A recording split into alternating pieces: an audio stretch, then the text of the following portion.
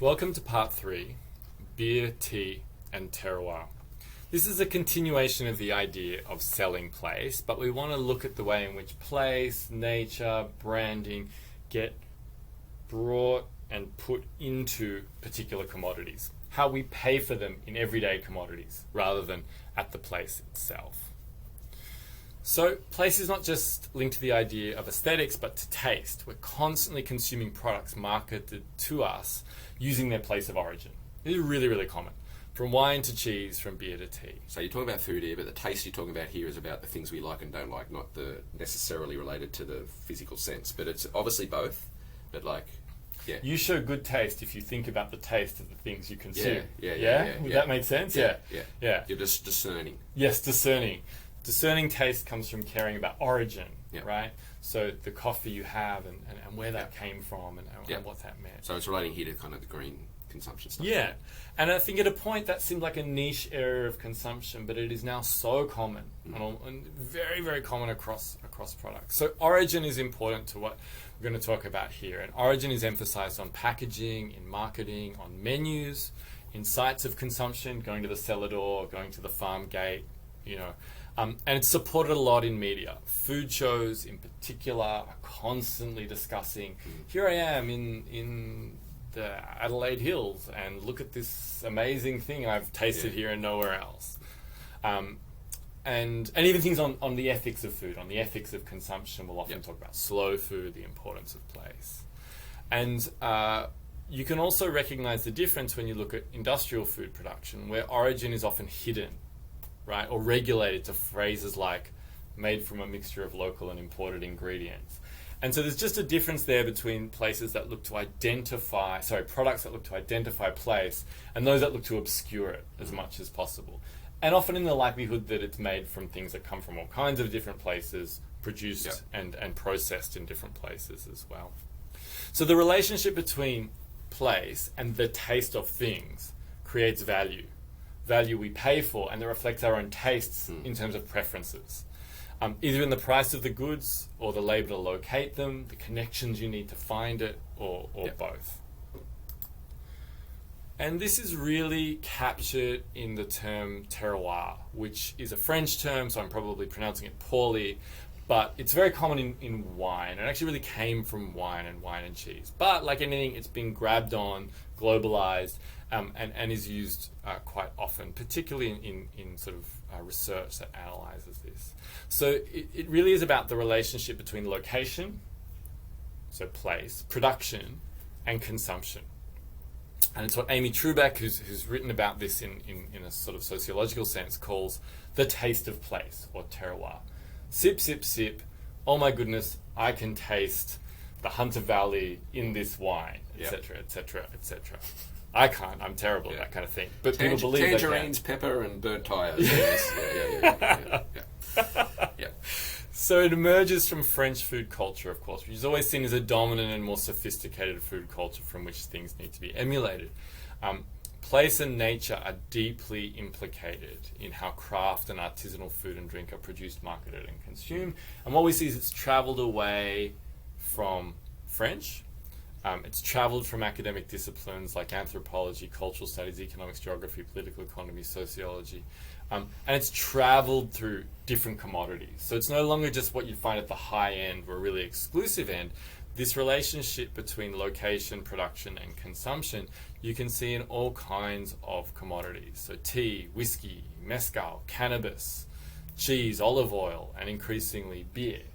You go have a look at Harris Farm. You can't buy cannabis there, not yet, but all kinds of products will identify origin. And that's a really good place to do it because it stocks things that try to hit that market. And they actually kind of put the things that are more generic lower down, so you can't see them, which is different from, say, another supermarket. But even if you went to Woolworths, you start to see it creep in.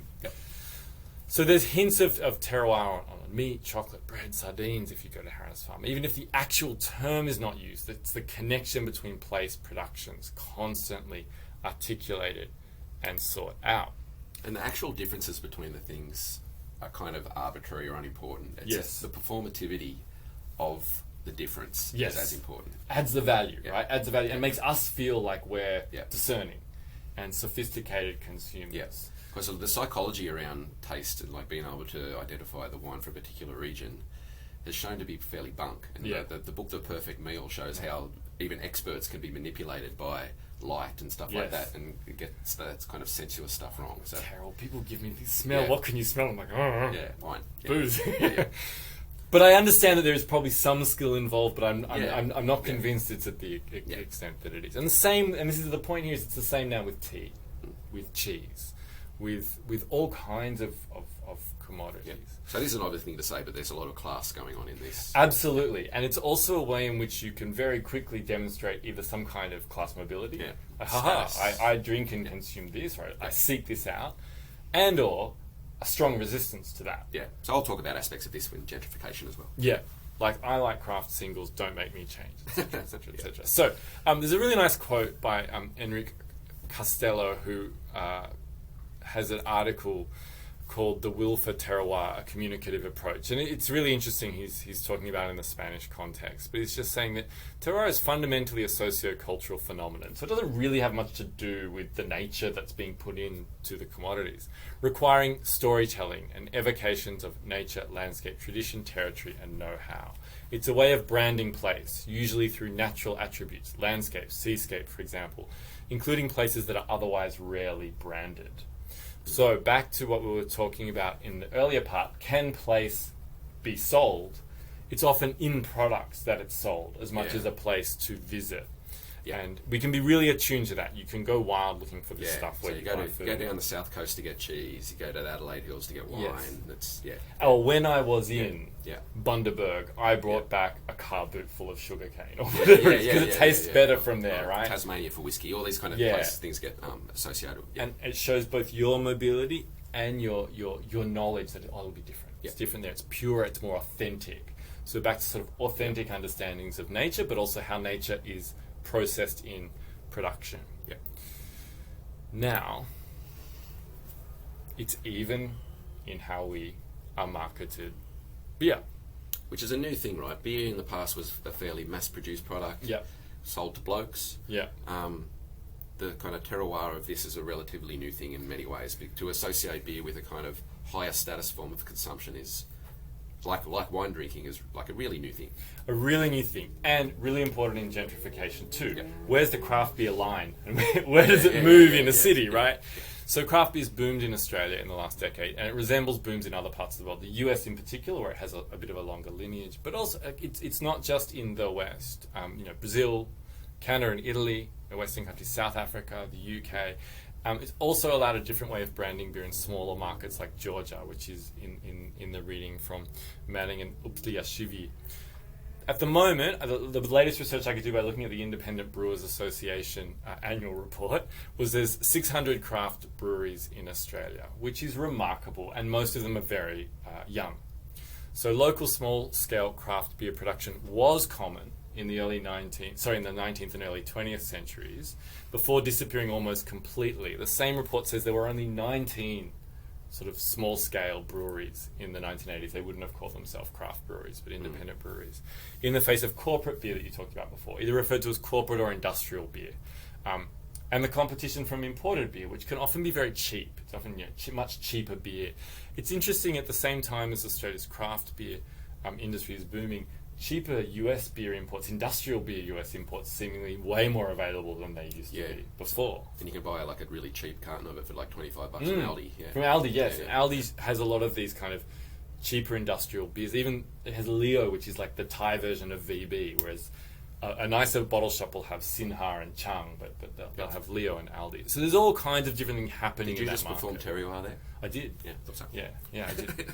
Only because I did actually do research in Thailand, and a research assistant criticised me for drinking Leo beer and said that's not what an academic should drink. She actually said it's low so, meaning low society, to drink that. There you go. And now it's ubiquitous. And from Mayfield has a brewery, Dungog, Woolgoolga, Bangalore. It seems every town has a craft brewery. Yeah, and a fancy bottle shop to sell them as well. And a fancy bottle shop to sell them. So essentially this current boom is a strong association between the beer, the maker, the craftsperson, but it's often a man with a beard, and location. whether metropolitan, regional, or rural. So look at the marketing, the labels, the ingredients, and these brand narratives. Like Castello said, it's telling a story on the can often. Yeah, the story is as important as the taste. Yeah. Exactly. Yeah. And you read the story, then you taste, right? The taste comes from the reading, And what can all this tell us? What does it say? And I do think it says some actually pretty interesting and important things that are really relevant to this course, but will be relevant also to other topics we look at in the course as well. So craft beer making takes place and also makes place. Right, so it takes place and puts it into a product, but it also makes place, and that places are now becoming known or known again because they have breweries, because they have this dedication to craft. Breweries are often central to the communities in which they're based. They can actually often be important community meeting places. They can be important in attracting and retaining a creative class. Yep. So it actually builds upon a lot of other things we're talking about shifting notions of place. So in the city, Newtown, for instance, there's walking tours you do now between different breweries. Yes. And there's like a sensible way to do it that you can go to 3 or 4 of them over an afternoon, and essentially it's a gentrified version of the pub crawl. Perfect way to put it. And what you see in regional New South Wales, particularly in northern New South Wales, a lot of pubs that closed down, so they're being revived by craft breweries. And there's this idea of having an ale trail, is what the Independent Brewers Association calls it, is that you go between these different towns and different breweries. It brings money to their economies, etc., etc., etc. And also opens up a really interesting phenomenon of like drunken mobilities, which is an area to study that I think has been talked about a little bit before with like backpackers, but I think would be also interesting at the kind of upper end of the scale. And what a lot of this is about is attracting a different class of consumer. The creative classes idea is a different class of citizen and entrepreneur. This is like a different class of consumer. Well, the Creative Cities draws people there to work and live creatively, apparently, and then they need to have like legitimate ways to consume. Yeah. And what's interesting about it too, a lot of the research on craft beer from other parts of the world, particularly the US and the UK, is that a lot of areas, a lot of neighbourhoods don't mind having a craft brewery there because it feels like the patrons will be better behaved. Yep. Than if they have a regular kind of pub, which might lead to violence and all this kind of stuff. It's really interesting how these debates start to take shape in Australia. For example, people often fetishise Melbourne's wine bar culture, which is often a little bit similar to how people imagine craft beer. Higher class of clientele because it's more expensive, less likely to get rowdy and punch people, which is a huge mythology. But you see it being brought into cities and gentrification arguments all the time. Well, Newcastle had a thing there was like more Melbourne style bars, and and an important part of how the city's changing. And again, I think I'm not necessarily want to cast too much judgment on it, but it's a really fascinating phenomenon how you can take a place, a product, and then bring it into another place. And it's seen as an indicator of all kind of these other social change. So local production ingredients and people are important, or at least the performance of such are fundamental to the industry. It's part of the storytelling. Locations usually scaled down. So even if a craft beer is from Sydney or Brisbane, it'll often say from Fortitude Valley, or from Newtown. It's got to be a scene, a neighbourhood. As a retail space for the sheer number of craft beers reaches capacity, the brew pub model is increasingly popular, which we just talked about. Craft beers are sold, consumed locally, boosting local economies, and so on, etc., etc., etc. So craft beer is implicated in local renewal and revival, shaping the environment of cities, towns, and coastal settlements. It's important in tourism, and with ideas around gentrification, changing clientele, and the death of traditional pub culture that's often seen as reviving pub culture. It's a complicated narrative. But opposition to it manifests. It's there in avoiding craft beers. So I'm sure I know people who won't drink craft beer. They'll get to a place, they'll see lots of craft beers, they'll say, let's go somewhere else, or let's get a long neck from the drive-through. Making a point of consuming industrial beer, or mocking and degrading craft beer makers and their products. As a particular kind of... In the same way we were a minute ago about wine tasting. Yeah, absolutely. And I think that's important because you're starting to see what seemed to be a ubiquitous working male commodity now being multiplicated into lots of different markets and different tastes, often selling place. So I just lifted this from a New South Wales craft brewery in Woolgoolga Brewing Company. This is the landing page of their website. Beach, mountains, beer. Nothing from the mountains or the beach actually goes into that beer, as far as I can tell. Hopefully they're not using ocean water to brew beer. But here's that clear relationship between culture and nature. Culture, nature, and intoxication. So the use of terroir in talking about beer is not uncontroversial, because actually a lot of the idea of terroir is it's what's in the soil and what's grown and what's localized that creates the taste. And in craft beer, a lot of the ingredients aren't local at all. They're often sourced from far away, and not all breweries produce their own hops, but some sort of do. Yet craft beer depends upon at least some connection between place and taste, whether through careful articulation of ingredients and narrative about the brewery or brewers. Often Tom was in advertising, and now he chased a dream of craft beer and blah, blah, blah, blah. The sea change, exactly. And or an evocation of nearby landscape, as in that image we just saw. Even, as in the case of many coastal craft beers, the surrounding landscape has proffered few of the ingredients that are actually used. So it's just that making that connection to the consumer. The reading we have from Manning and Uplisashvili is really fascinating in how this plays out in a much smaller economy. It's a slightly different argument, looking at how Georgia is a very wine-dominated country.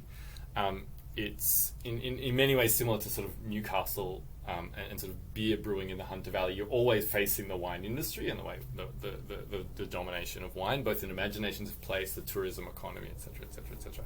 But they talk about the semiotics of beer production, which are fascinating in this example, and they actually look at traditional production methods and relate that to different ethnic groups in Georgia.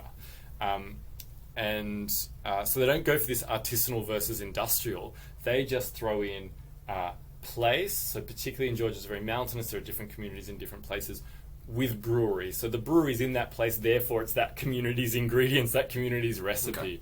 It's really, really, really fascinating the way in which they try to use tradition and differentiation among different groups in Georgia to market and package the beer.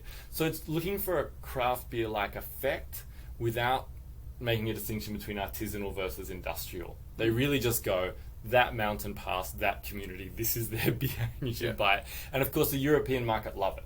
Like, it's just really, really popular in the European market, because it seems quite exclusive, quite unusual, quite niche, and quite exotic, much as I hate to use the word. Do people then support their beer like a football team? Yeah, they do. It becomes a very important part of identity in those areas. So here terroir shifts from the process to the place itself. So it's not about how it's made, but about where it's made, and even society. And that's all sort of bottled in these ethnographic brands made by different ethnic communities. And therefore they're made with distinction because ethnic communities are distinct. So it's a very interesting localized version of what we were talking about. So I really encourage you to read the article. And again, it's often unusual to get good academic articles where the central focus is beer. And before we go, I was taken by this article because I actually spent time in Georgia in the early 2000s, drank some beer and bread. You can see there. This is from my film photographs. I had to take another photo of them, and drank them up in the high mountains too. So I have experienced this dizzying array of different beers, even at that time, from these small breweries, which were really there to provide beer for the different working communities around the various factories and plants, etc., etc., etc. Less grey, more hair. More hair, yeah. Oh, you hope so. Anyway, that's it for this topic. Hope you enjoyed.